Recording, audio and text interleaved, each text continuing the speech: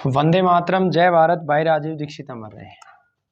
मैं बार बार प्रत्येक कैंसर रोगी से एक निवेदन करता हूं कि जब भी वो कहीं भी दवा लेने जाएं तो पहला सवाल, विशेष रूप से वैद्य के पास, चिकित्सक के पास जाएं तो पहला सवाल ये होना चाहिए कि आज तक आपने कितने कैंसर रोगी ठीक किए, आपका अनुभव कितना है, और अगर रोगी ठीक हुए तो उनका नंबर दें, रिपोर्ट्स दिखाएं। ऐसा इसलिए मैं कहता हूं कि अधिकतम हमारे देश में कैंसर के रोगी समाप्त हो जाते हैं ट्रायल में। वैद्य को उस विषय का अनुभव भी नहीं होता, चिकित्सकों को अनुभव नहीं होता और रोगी का अधिकतम समय चला जाता है। ये बात सत्य है कि कैंसर को ठीक करना इतना आसान नहीं है और बहुत सारे रोगी समाप्त हो जाते हैं। गुरुकुल के अंदर भी बहुत सारे रोगी समाप्त होते हैं। गुरुकुल ईमानदारी से अपना प्रयास कर रहा है और ईश्वर की कृपा से अच्छे परिणाम मिल रहे हैं और ईश्वर की ही कृपा से 2 बार सबसे अधिक रोगियों को ठीक करने का सौभाग्य भी प्राप्त हुआ है। पीछे बहुत सारी बातें थी कीमो को लेके। शुरुआती दौर में हमने कहा था कीमो नहीं बिल्कुल लेना चाहिए, लेकिन कुछ विशेष परिस्थितियों में हमने कीमो का भी प्रयोग किया, उसके भी हमें कुछ सकारात्मक रिजल्ट मिले। ऑपरेशन का भी सहारा लिया और कुछ एलोपैथी का भी सहारा लिया। तो ज़रूरत के हिसाब से समय समय पर जो भी परिवर्तन होते हैं वो आप तक हम पहुंचाते रहते हैं। हमारी कही गई कोई भी बात अंतिम सत्य नहीं है और ना ही हो सकती है। उसमें समय काल के अनुसार परिवर्तन होते ही होते हैं। हमारे अनुभव के अनुसार ही हमारे विचार भी बदलते हैं। आज हम एक नाक के कैंसर के रोगी से आपको मिलवाएंगे जो पूर्ण रूप से ठीक हो चुके हैं। आज इनकी दवा बंद हो जाएंगी, सभी रिपोर्टें सामान्य आ गई हैं और इनसे साक्षात्कार के बाद दूसरी कड़ी में हम आपको बताएंगे कि जब एक रोगी ठीक हो जाता है तो दोबारा कैंसर ना हो, उसको दूसरी जंग कैसे लड़नी है। पहली जंग ये जीत चुके हैं और दूसरी के बारे में बताएंगे। सबसे पहले मैं रिपोर्टें दिखा दूं इनकी।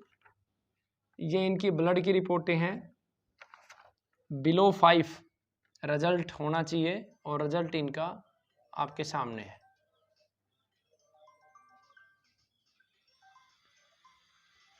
अगर फोन आ रहा है तो उस पर कर दो। ब्लड की ही दूसरी रिपोर्ट है जिसका रिजल्ट होना चाहिए बिलो 37 से कम। उसको साइलेंट मोड पे डाल दे मैंने। और इनका रिजल्ट है 1.20। ब्लड की रिपोर्टें बिल्कुल सही है। ये MRI की रिपोर्ट है जो ये दिखाती है कैंसर सेल्स कहीं नहीं है। आप अच्छे से इसका मूल्यांकन करें।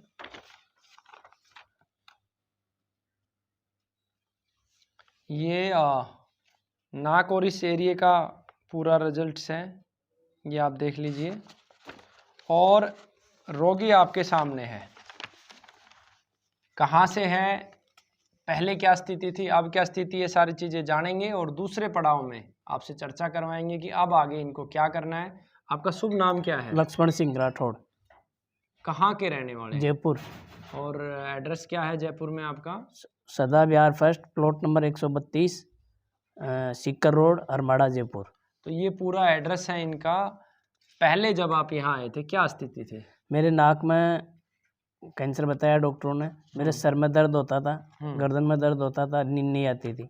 नींद नहीं आती अब थी। मेरा बिल्कुल वो बंद हो गया और कोई सर में दर्द नहीं है और कोई तकलीफ नहीं है मुझे। अब इसको 2 पड़ावों में आप समझे। मैं इतना बारीकी से आप सब तक ये बातें क्यों पहुंचाता हूं? इसलिए पहुंचाता हूं कि मैंने अनुभव किया है, मेरे व्यक्तिगत जीवन में भी अनुभव किया है। बहुत सारे वैद्य गणों को जिनके चीज़ें सही ना होते हुए भी वो सही सिद्ध करने के लिए प्रयास करते हैं।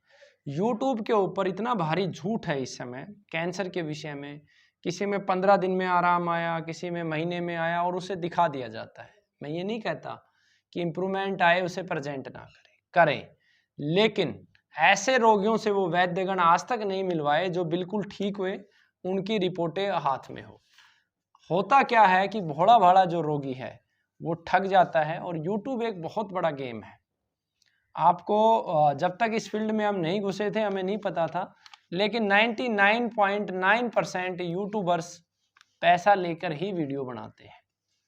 पैसा जब दिया जाता है तो उससे वीडियो कितना भी अच्छा बनवा लो, इवन अगर आपने अच्छा पैसा दे दिया तो आपकी वीडियो पोस्ट करने के बाद 2-2 दिन तक वीडियो पोस्ट नहीं की जाएंगी, ताकि वो वीडियो फेमस हो।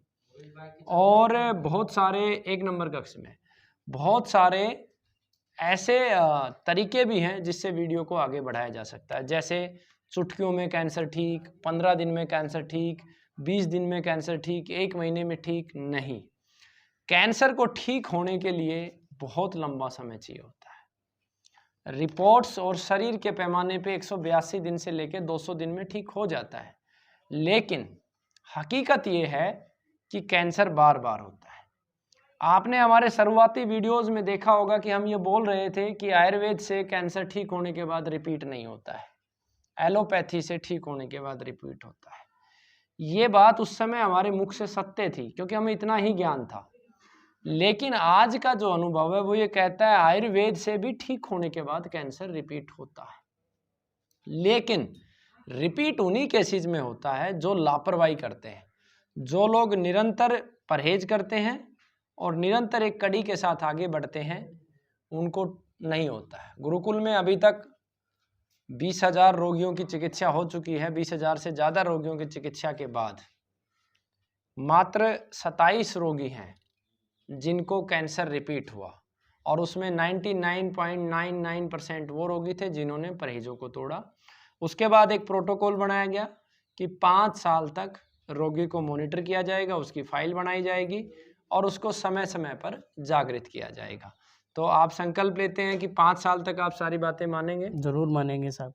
तो बहुत बहुत धन्यवाद आपका। और आप अंतिम संदेश प्रकृति के लिए, गौ माता के लिए क्या देना चाहेंगे?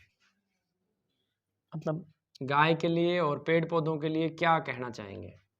गाय की तो मैं सेवा करता हूँ जी। और समाज को क्या कहना चाहेंगे? समाज को ये कहता हूँ कि जो गुरुजी बताए गुरुकुल से वो माने और उनके आधार पर चले तो बीमारी नहीं होगी। तो हर साल आपको कम से कम 11 बरगद पीपल के पेड़ लगाने, ये सेवा मैं आपको देता हूँ। जितना संभव हो गाय की रक्षा करें, है ना, और केवल गौ माता का ही दूध पिए। गौ माता का ही पीता हूँ।